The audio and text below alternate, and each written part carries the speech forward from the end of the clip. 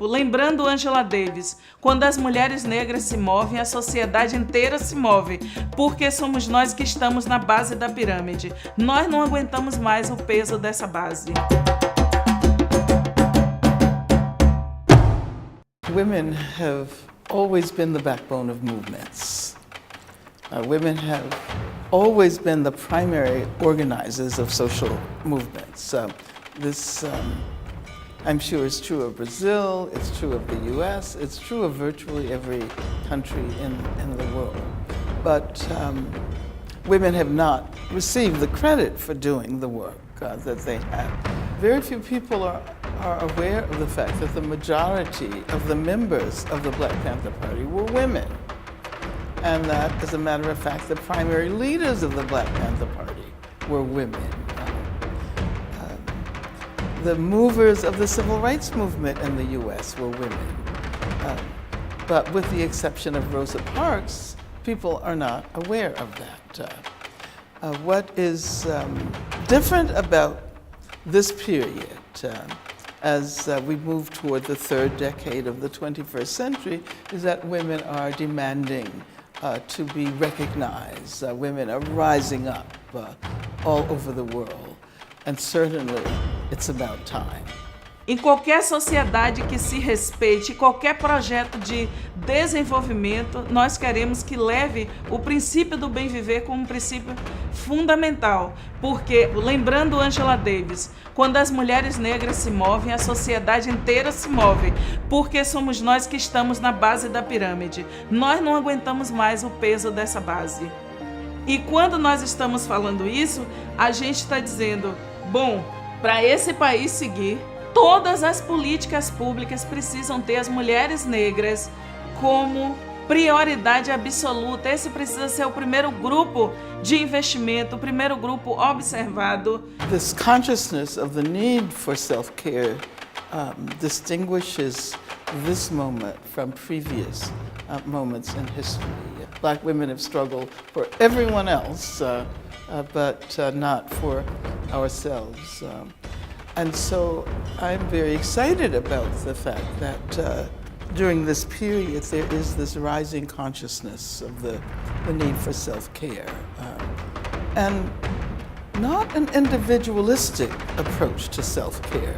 Now what is different is the awareness of incorporating self-care into activism, making it collective, so that we are not only concerned about ourselves as individuals, we are concerned about all of our sisters and comrades. Eu me lembro de 2014 com Paulina Tiziane, com Angela Davis, com Ana Maria Gonçalves, com tantas de nós no Latinidades em Brasília. Nós reunimos todas elas, nós éramos mais de 2.000 mulheres e lá a gente está apresentando, por exemplo, o filme da Viviane Ferreira, O Dia de Jerusalém.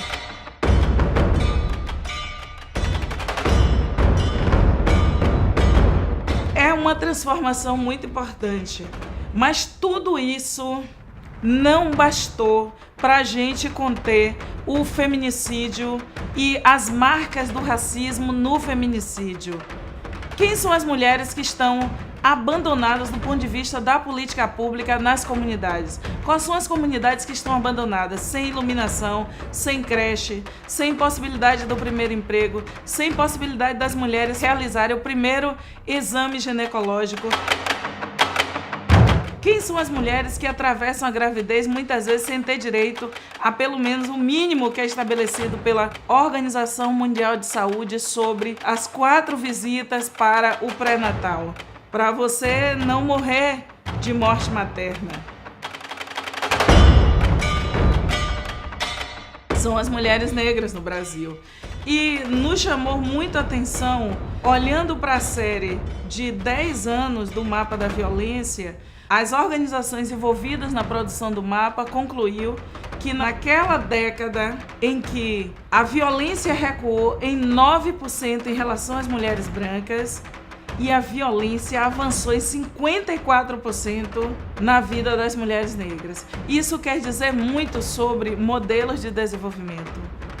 Isso quer dizer muito sobre O que está no imaginário sobre desumanização da vida das mulheres negras? Não foi à toa que é nessa década que a gente teve Cláudia Ferreira arrastada por um camburão, com toda a comunidade pedindo que um camburão da polícia parasse, e aquela mulher ainda foi jogada no camburão viva, como um deboche nas nossas caras, em pleno Fórum Social Mundial, acontecendo em Salvador, no Rio de Janeiro.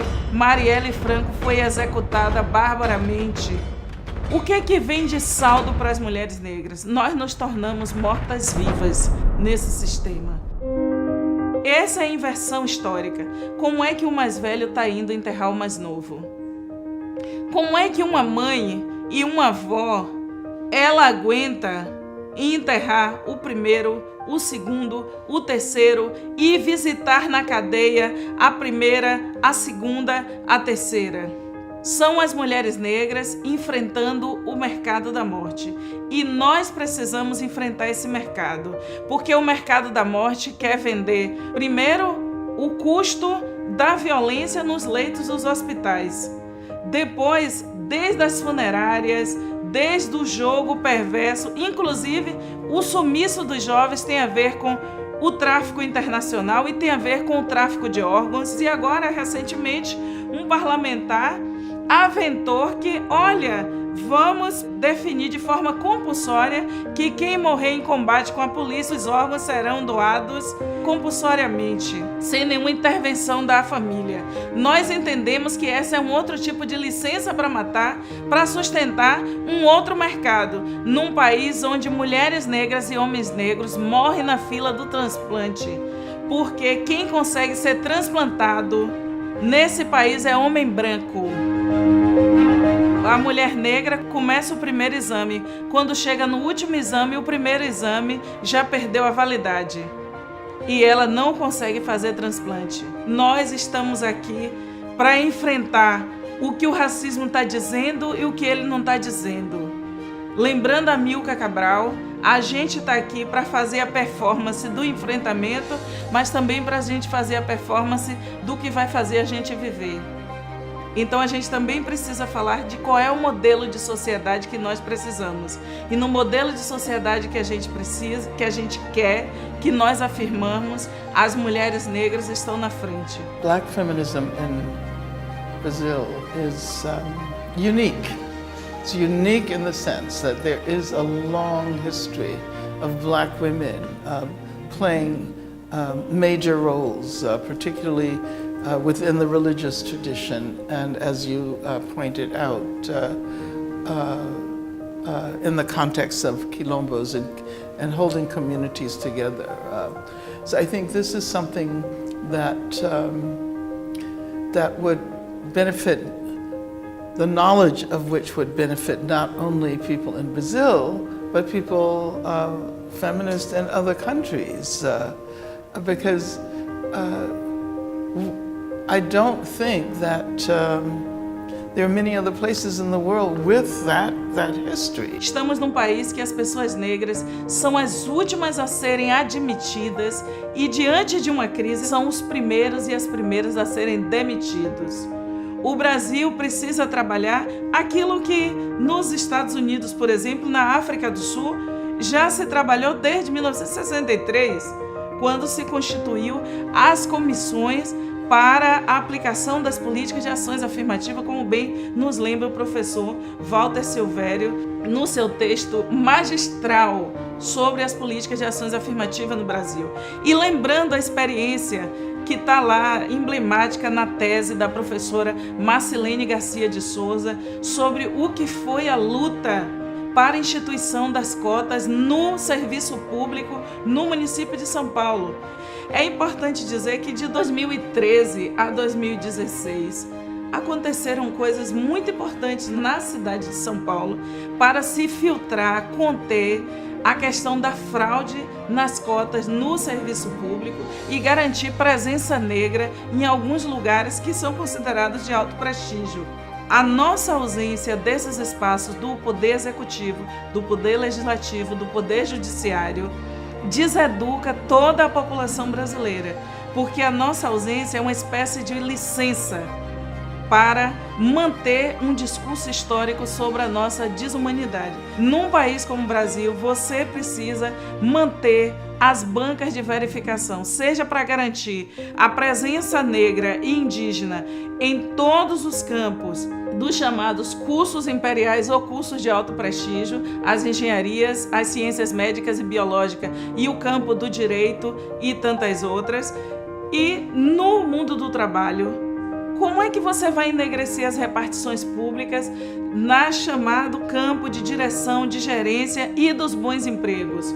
Empregos como procuradores e procuradoras dos municípios, dos estados, empregos de defensores e defensoras, como aqui que a gente instituiu já desde 2016, 30% de cotas e com banca de verificação, porque é para isso que a gente veio para esse espaço. A gente não veio aqui para dar voltinha, a gente vem com agenda política coletiva do movimento de mulheres negras. Em 2017, nós tivemos que ocupar o Tribunal de Justiça da Bahia para que se cumprisse as bancas de verificação diante de uma questão de um concurso para procurador de justiça, em que algumas vagas eram para pessoas negras.